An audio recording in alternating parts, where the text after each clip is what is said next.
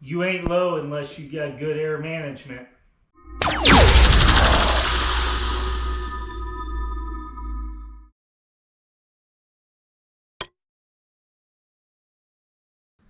Hey, it's Brian with Black Seed. Thanks for joining. Still in our LST crunch, man. I'm literally 4 days from leaving, and that's including today, and that's middle of the day. So what do I have left? Well, obviously the air management system, so we're working on that. I'm putting in fluids now. I need to reroute a couple lines so they don't burn on the headers. I haven't fired this thing up yet, so hell, it may run. I don't know. No air management on it, but I'm close. Oh, and my master cylinder was completely the incorrect bore size. So after spending about 5 hours vacuuming, pressure bleeding, and manually bleeding this thing, dude, there's not an air leak in this system. Incorrect master cylinder, bottoms out in the the pedal bottoms out in the master cylinder before you even build pressure. So it's crazy. Summit will have that to me the day that I should be loading the truck. So we're going to put the master on, bleed it out. If everything works good, we're going to load it straight on the trailer. If it doesn't work good, just don't park in front of me. Don't get in front of me at LST. This thing won't have brakes. I don't know. So we're close. It's still not on the ground yet. See how low it sets on the ramps and jack stands. I'm just excited. Want to get it down. However, I gotta get this installed. But I wanted to go over today this Airlift Performance system, the management system. It's really nice piece. I've been going through the manual, checking things out. Looks like a fairly straightforward install for sure. I will tell you that, and I've been doing bagged cars for like 20 years, and I've used a ton of manual valves. Typically keep it simple, manual valves, and then I went to Ride Tech's, I think it was the S3 system, which is probably every bit of 15 or 20 years old now, and I still have that system. Had a little display that would just show your pressures on it. Pretty cool. So definitely doing an upgrade now. And I will say with this system that I have, there was no air tank, no compressor with it. And I think you can buy up their system where you get a single compressor and maybe like a 3-gallon air tank. So I'm running dual Viair 444s and a seamless aluminum gas tank. Air tank.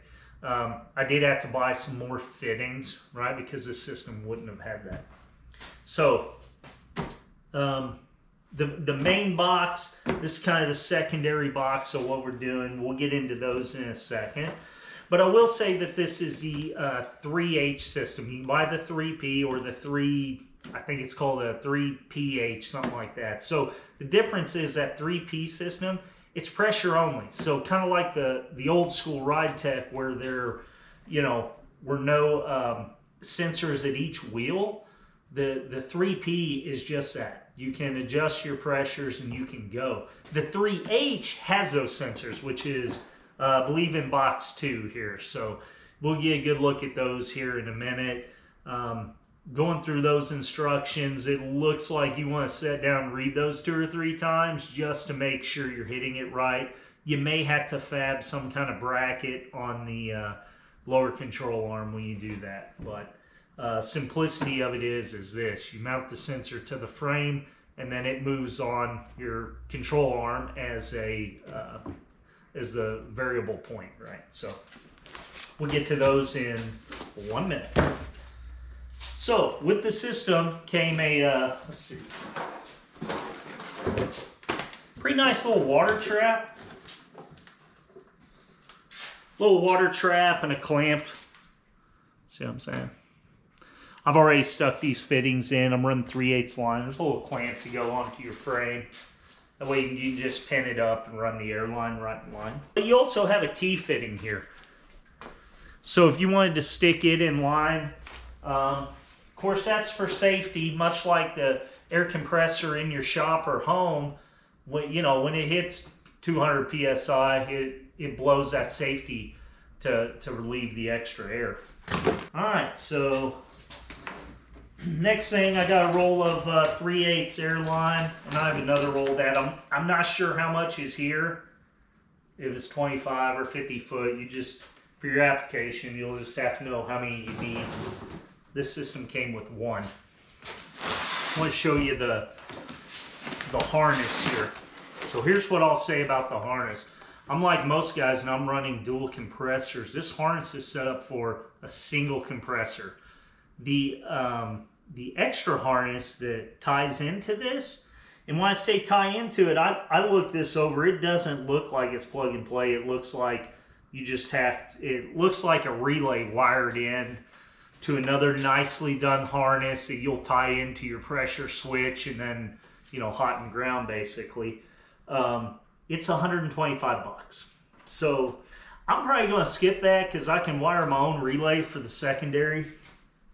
But just something to note, that if you want it nicely braided, you know, terminated finished ends, and a super high quality, you know, relay connection, then you may spin the other and just go with it. So the harness, and I'll stretch it out here. Here's what I'll say. So looks like controller ends at one end, and there's only, besides the controller end on the one end of this, there's only 3 wires. To me, it looks like hot ground and ignition. Everything's really nicely terminated, and then at this end, which will be your manifold end, that plugs straight into your manifold. You have a hot and ground. That may be a trigger wire. Yep, says compressor, so it's probably a trigger wire off of the pressure switch. And then you have these 4 harnesses, which to me, that's probably clipping into your 4 sensors. And they have kind of rubber ends heat shrunk on them, and that's really, you don't have to use this system with sensors. So for me, I need to get it running. I need the pressure to work. I'll deal with the sensors when I get back, because it does look like the most time-consuming part of this is setting those up right, making sure those are correct, because those are probably the most important for your system in this whole deal. And that's it. I mean, it may look like a ton, but there's 4 wires to hook up on this end, and there's 3 wires to hook up on this end, and that's it. And that hot and ground may run all the way through. So I just have to get back there and see if that all hooks up, you know, compressor side, and then the other side to the hot and ground, because it probably just runs through the relay. So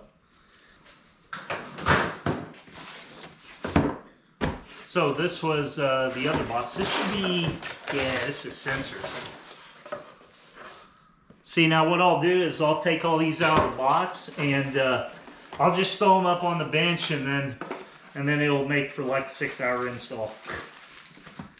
All right. Oh, these are pretty cool. So it's a bag of zip ties, and they throw in some like 2.5-inch self tappers, and it looks like a mounting bracket for the sensor itself. I'll give a close up here. Oh yeah, that's cool.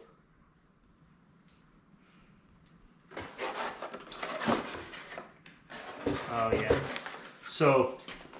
So here's the harnesses. There's 4 of these, and they're set up to plug straight into the sensor. And then on the main harness, when I was talking about, you know, 4 little connections, it's literally a 3-pin connection. But again, the most important part is getting these right. So here's your sensor, which will be frame mounted. Little harness plugs in, little 3-pin straight into the main harness. You know, plastic piece. A lot of guys use these. I've seen some of these where they're upgraded to like, you know, aluminum. I don't know. I don't know if these will break or not. And then you have a little rod here, which is a couple heim joints in. Looks like it's reverse thread, so you can, yeah, you can probably get some good adjustment on here to whatever you need. And then that's got a big piece of rubber on it. But basically, this frame mounts, this piece will mount here, and the other end of it will mount, you know, to your control arm.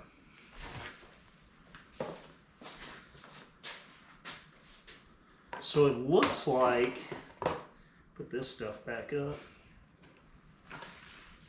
So it looks like I got a bunch of zip ties, some mounting bases. Here's what I was looking for. Tear this one open. So there's 4 Allens here. So if they use self-tappers to mount it, these are probably more for 2 for your rod ends, for your main lever that goes down. There's probably 2 for this to connect to. It's kind of what it looks like. Because 2 of these have like a little shoulder on them. Spacers on them. I'll probably have to go to the instructions on that one because the spacer does not slip inside the heim joint, does not slip inside the sensor. There's 4 bolts, so my assumption is there's probably 2 for this and then 2 for whatever bracket you're going to use for the control arm side of things. But pretty simple. All you gotta do is if you can get this mounted to the frame, this mounted to the control arm. But there is some setup in the setup in the manual. Has basically something like a little diagram that takes you through geometry of everything. I failed high school geometry and algebra, so we'll see how this goes. But they give you something you stick on where you put your main switch here. So they give you something in the manual, and it just kind of allows you for the setup. It helps you with the geometry of things. You put it on your frame, you set your sensor, and it kind of helps you as it's kind of I think it's a stick-on maybe. You mount your sensor, mount up your rod, you cycle it through the full range of motion, and it tells you whether it's right or not. So that's how you'll kind of measure if you're doing it right or not for setup. That's why I say I think that's the hardest part, because you may, at the end of the day, you may have to change your mounting location of your sensor 2 or 3 times to make sure it's capturing all the same movement. Alright, so this is going up, and not even focusing on this week. That's but as soon as I get back, I'll have to get everything set up and that going. Alright, in the main box. What's in the main box? This is what everybody wants to see. The rest of it's just setup. Main box, man. Alright. Well, let's get right to oh yeah. Oh, so here's a little box with a tubing cutter in it, and zip ties, and I don't know. There's self-tapping screws. There's a fuse here, fuse holder, fuses, zip ties. There's like a USB. That probably goes to the back of the controller because it has a fuse in it. So that's probably your power charge controller or whatever. The controller, which everybody's seen, so comes in a super neat little black case, a black box here.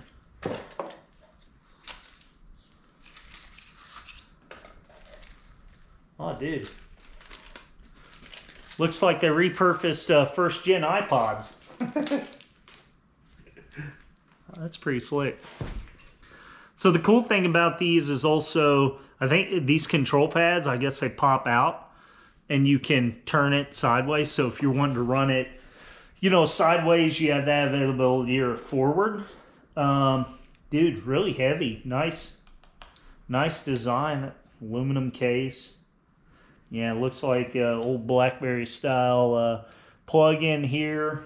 The one thing I don't know, I think these are supposed to be wireless. Maybe it has to have the plug completely plugged into it. Remember, I'm a ride tech guy. This is the first time I strayed outside of that. And I'm typically a manual brake guy, or manual valve guy. So quite the upgrade.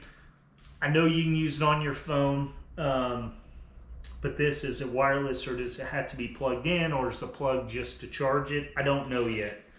We'll know once we get it cracking. Let me show you the manifold. So the only thing in this box so far is the controller,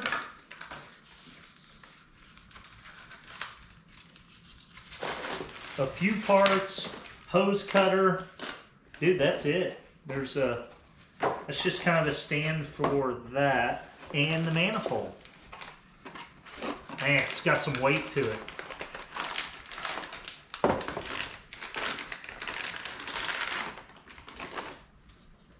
Oh man, that's a super nice piece.